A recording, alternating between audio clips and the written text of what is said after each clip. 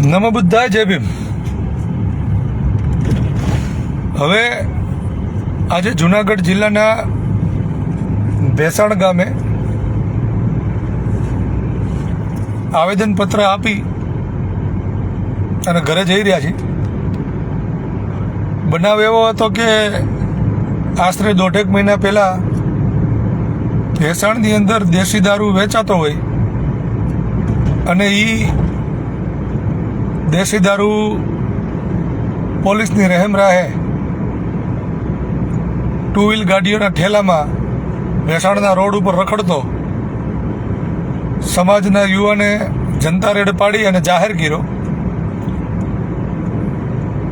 જેની આ ભેસાણ પોલીસને બહુ સારી એવી નોંધ લીધી અને આ યુવાનને ગમે તે રીતે ફિટ કરવાના પ્રયાસો કરવામાં આવ્યા, જેમાં આપણા જ હાથા બન્યા હતા અને એના હાથા બનવાના કારણે એ યુવાનને 30 કલાક લોકઅપમાં રાખી અને ભેસાણના પીઆઈ સલમાબેન સુમરા, રોહિતસિંહ, બળવંતસિંહ આવા 3-4 વ્યક્તિઓએ મળી અને ઢોરમાર મારેલો, જેના અનુસંધાને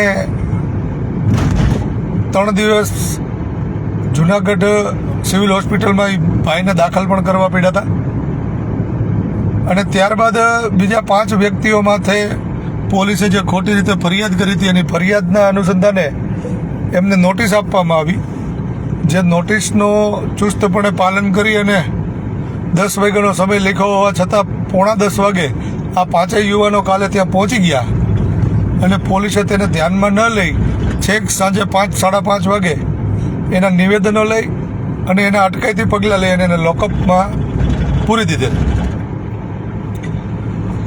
તો ભેસાણ પોલીસને જે દેશી દારૂના હપ્તા મળતા હોય એ હપ્તા બંધ ન થઈ જાય એટલા માટે આવી પ્રક્રિયાઓ કરી અને સમાજમાં જે અવાજ ઉપાડતા હોય એને કેવી રીતે બંધ કરવા અને આપણા હાથાઓ બની અને આવા યુવાનોને કેવી રીતે પાડી દેવા એ પ્રયત્નો કરતા હોય, જેના અનુસંધાને હું ભરતભાઈ કાતરિયા, અમારી સાથે કાંતિભાઈ વાળા આવવાના હતા પણ તેમને સગા સંબંધીમાં એક મરણ થઈ ગયું, જેનું આજે પુણ્યાનુમોદન હતું, જેના કારણે કાંતિભાઈ આવી શક્યા નહીં. પણ અહીંયા ગયા પછી મામલતદાર કચેરીએ ત્યાંના સ્થાનિક લોકોની સાથે આવેદન આપી અને કીધું છે કે ભાઈ પોલીસ આની કાર્યવાહી કડક કરે અને જેણે આ કૃત્ય કર્યું છે એની વિરુદ્ધ યોગ્ય તપાસ નહીં થાય તો આ આંદોલનને જુનાગઢ સુધી લંબાવવું પડશે અને જરૂર પડશે તો જુનાગઢથી પછી આગળ પણ જઈએ. એટલે આવી બધી પ્રક્રિયાના લીધે થઈ અને આજે રાજકોટ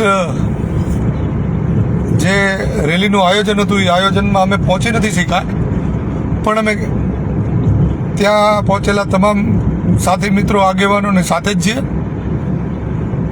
અને ત્યાંથી પણ જે કાંઈ નિર્ણય લેવામાં આવશે એ નિર્ણયની સાથે અમે રહી અને જે કાંઈ આગળ આની ગતિવિધિઓ કરવાની છે એમાં અમે સહમત છીએ અને હાજર રહીશું. બીજું કે આજે અમરેલીની અંદર પણ બહુજન સમાજ પાર્ટીની એક અગત્યની મિટિંગ હતી, જેમાં પણ અમે હાજર નથી રહી શક્યા. તો હાજર ન રહેવાનું કારણ આવું હતું, 1-2 આગેવાન મિત્રોને દુઃખે લાગ્યું હતું, પણ કહેવાનું એવું છે કે ભાઈ હું ફેમસ છું અને મારા વિરુદ્ધ કંઈ થયું હોય અને લોકોને ભેગો કરવાનો ગયો તો લોકો ભેગા થાય. એવી જ રીતે મનસુખભાઈ છે, એ ગુજરાતની અંદર ફેમસ વ્યક્તિ છે, સમાજના કામ કરે છે, તો એના માટે બધા આજે જુનાગઢમાં રાજકોટમાં બહોળી સંખ્યામાં ભેગા થયા હતા. પણ જો અહીંયા ન જઈએ તો અહીંના જે 5 મિત્રોને જે લેવલે કર્યા હતા અને જે વ્યક્તિને મારવામાં આવ્યો હતો એનું મોરલ ડાઉન થાય અને કાલ સવારે સમાજની અંદર જાગૃતતા જે થઈ રહી છે આ લોકોના મનમાં એવું થાય કે ભાઈ આગેવાનો ધ્યાન નથી દેતા ને આવા આપણે સમાજના કામો ન કરવા જોઈએ. એટલા માટે હું ને ભરતભાઈ અહીં આવ્યા હતા. એટલે અમે અહીંયા એટલા માટે આવ્યા હતા કે સમાજમાં જાગૃતિ રહે, સમાજના યુવાનો જે અત્યારે જોશે અને હોશે કાર્યો કરી રહ્યા છે તે આગળ કરતા રહી. અમે કોઈ પ્રકારની અમુક લોકો એવી વાત કરી કે તમે પબ્લિક તોડવા માટે વિડીયા બનાવ્યા હતા અને ભેસાણ જવાની વાત કરી હતી. તો ભાઈ અમે કોઈ પબ્લિક તોડવા માટે નથી કરી, અમે સમાજની સાથે છીએ અને સમાજ સાથે જ રહીશું. એટલે રાજકોટમાં જે કંઈ નિર્ણય લેવાના હશે એ નિર્ણય અમારા શિરોમાન્ય છે. મારી સાથે ભરતભાઈ કાતરિયા અત્યારે ડ્રાઇવિંગ કરી રહ્યા છે, એને પણ હું કહીશ કે ભરતભાઈ આ બાબતે થોડીક વાત કરો. હવે મિત્રો, જે અમારા સાથી મિત્ર વસંતભાઈ વાત કરી એ ખરેખર 100% સાચી છે. અને મનસુખભાઈ અમારા સાથી મિત્ર તો ખરા જ, પણ એ પણ સમાજના આગેવાન હોય એટલા માટે અમે એના સમર્થનમાં મેં અને વસંત ચાવડાએ વિડીયો પણ નાખ્યો હતો કે ભાઈ અમે આવીએ છીએ. અને જ્યારે આ કેસ બન્યો, સુનીતા દામાએ જ્યારે એફઆઈઆર નોંધાવી, ત્યારે સૌ પ્રથમ હું અને વસંત ચાવડા સૌથી પહેલા રાજકોટ પહોંચ્યા હતા.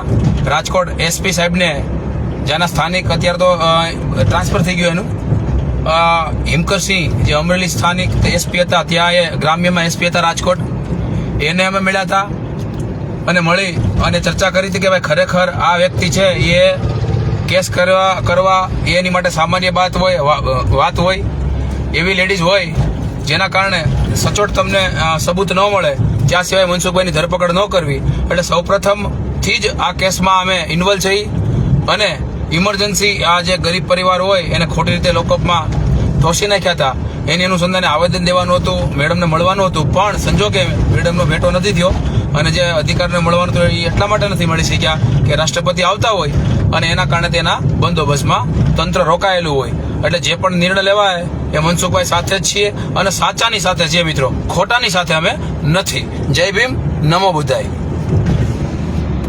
તો આ લાઈવ અત્યારે એટલા માટે કરવું પડ્યું હતું કે અમુક લોકોએ એવો વિરોધ કર્યો હતો કે ભાઈ તમે પેલા રાજકોટ આવવાની આ પાડી, વિડીયો બનાવ્યો અને પછી તમે ભેસાણ જવા માટે વિડીયો બનાવ્યા, તો તમે આવું કેમ કરો છો? તમે પબ્લિક તોડવાની વાત કરો છો, તમે સમાજની સાથે નથી, તમે સમાજ સાથે રહ્યો, અમે બધા ભેગું કરવાના પ્રયત્નો કરીએ છીએ. તો ભાઈ અમે સમાજની સાથે જ છીએ અને અમે સમાજની ભેગા જ છીએ, બરાબર? એટલે જે કાંઈ નિર્ણયો લેવાના છે એમાં અમે સહમત છીએ અને જ્યાં અમારાથી પહોંચાશે ત્યાં અમે પહોંચી અને અમારાથી થતી મદદ કરીએ છીએ અને કરતા રહીશું, બરાબર? એટલે જો કોઈને એવું દુઃખ લાગ્યું હોય તો એ તમારો પ્રશ્ન છે. એટલે આવી ખોટી વાતો અને અફવાઓ ન ફેલાવવી અને છતાંય જરૂર પડે તો પુરાવા સાથે આપણે તૈયાર જ હશું.